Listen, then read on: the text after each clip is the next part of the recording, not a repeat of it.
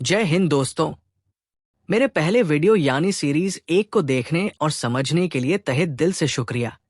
और मैं ये देखकर वाकई हैरान हूं कि मेरे बहुत से दोस्तों ने सीरीज 1 को पूरा देखा है। लेकिन दुख इस बात का है कि ज्यादा लोगों ने मेरे चैनल को सब्सक्राइब नहीं किया है। लेकिन कोई बात नहीं, मेरा काम है उस स्कैमर को एक्सपोज करना, और वो मैं करके ही दम लूंगा। अगर आपने मेरा पहला वीडियो नहीं देखा है तो जरूर देखिए, क्योंकि अगर आपने पहले वीडियो को नहीं देखा है तो आपको इस सीरीज को समझने में दिक्कत हो सकता है।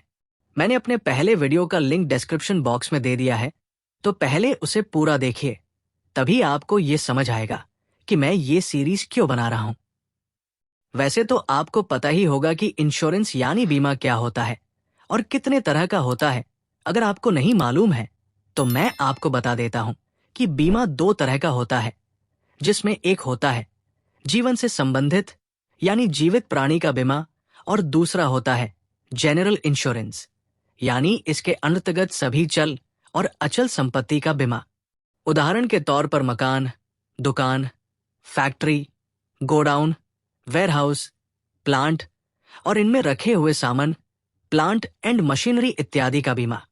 जनरल इंश्योरेंस में वैसे तो कई तरह के बीमा होते हैं, लेकिन मैं यहां सिर्फ 3 तरह के बीमा के विषय में बताऊंगा, जिसमें पहला है फायर यानी आग से नुकसान का बीमा, दूसरा है पानी और आंधी तूफान से नुकसान की बीमा, जिसके अंतर्गत फ्लड, हैवी रेन आ जाता है, और तीसरा है ट्रांजिट यानी जब सामान, या यूं कह सकते हैं माल, जब एक स्थान से दूसरे स्थान में जाता है, चाहे वो हवाई मार्ग से हो, पानी का मार्ग से हो या जमीन के मार्ग से हो।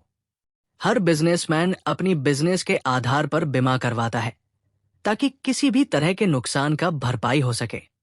ये बीमा या तो इंश्योरेंस कंपनी का कोई एजेंट करवाता है या कुछ कॉरपोरेट इंश्योरेंस ब्रोकर्स करवाता है किसी न किसी इंश्योरेंस कंपनी में। वैसे हमारे देश में 2 तरह के इंश्योरेंस कंपनीज होते हैं, जिनमें पहला सरकारी और दूसरा गैर सरकारी यानी private insurance company. General insurance ज्यादातर व्यापारी लोग करवाते हैं, ताकि अगर किसी वजह से उनका कोई नुकसान हो तो इंश्योरेंस कंपनी से नुकसान का भरपाई हो सके। जहां छोटे मोटे व्यापारी इसका लाभ ज्यादा नहीं उठा पाते, वहीं बड़े व्यापारी इसका लाभ उठाना बहुत अच्छी तरह से जानते हैं। आपने अक्सर टीवी पे, अखबारों पे और अभी तो सोशल मीडिया पे भी आपने देखा होगा कि किसी फैक्ट्री में आग लग गई या किसी के गोडाउन में पानी घुस गया, जिससे उनको लाखों करोड़ों का नुकसान हुआ। आपने कभी ये भी देखा होगा कि रास्ते में कोई माल से लदा हुआ ट्रक उलट गया है, तो इनसे जो भी नुकसान होता है, उस नुकसान से संबंधित सभी दस्तावेजों को इंश्योरेंस कंपनी में जमा होता है और उसके माध्यम से नुकसान की भरपाई होती है। अब आप ये ना समझ लें कि केवल नुकसान से संबंधित दस्तावेजों के माध्यम से क्लेम सेटलमेंट यानी जिनका नुकसान हुआ है उनको नुकसान का भरपाई हो जाता है। अब यही से होता है खेल की शुरुआत। तो अभी तक आपने समझ लिया होगा कि यहाँ 3 पहलू शामिल हैं। पहला इंश्योरेंस कंपनी, दूसरा इंश्योरेंस ब्रोकर या एजेंट, और तीसरा इंश्योर्ड यानी जिनका नुकसान हुआ। अब यहां से एक और पहलू निकल कर आता है, और वो है इंश्योरेंस सर्वेयर्स। अब इंश्योरेंस सर्वेयर्स के विषय में जानने के लिए मेरे नेक्स्ट वीडियो का इंतजार आपको करना होगा, क्योंकि मैं इसे एक सीरीज में ला रहा हूं।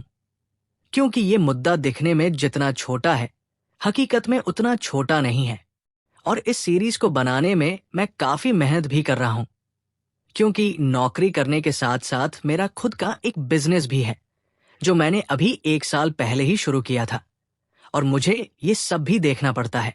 मेरा प्रोडक्ट्स विक्सोल के नाम से Amazon और फ्लिपकार्ट पे मौजूद है, और मेरा खुद का एक वेबसाइट भी है Vixol.in के नाम से।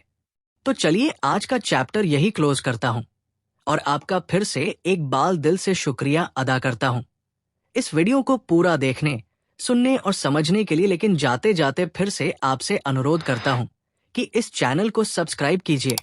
अगर वीडियो पसंद आया हो तो लाइक कीजिए, कुछ कहना चाहते हैं तो कमेंट के माध्यम से मुझे बताइए, और यदि संभव हो तो इसे फेसबुक, इंस्टाग्राम और व्हाट्सएप के माध्यम से शेयर जरूर कीजिए, ताकि ज्यादा से ज्यादा और जल्द से जल्द ये वीडियो लोगों तक पहुंचे, ताकि मैंने जो कदम उठाया है वो सफल हो सके।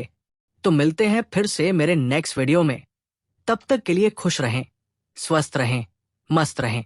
जय भारत, वंदे मातरम। मेरा पहला कदम भ्रष्टाचार, रिश्वतखोरी और जमाखोरी की ओर।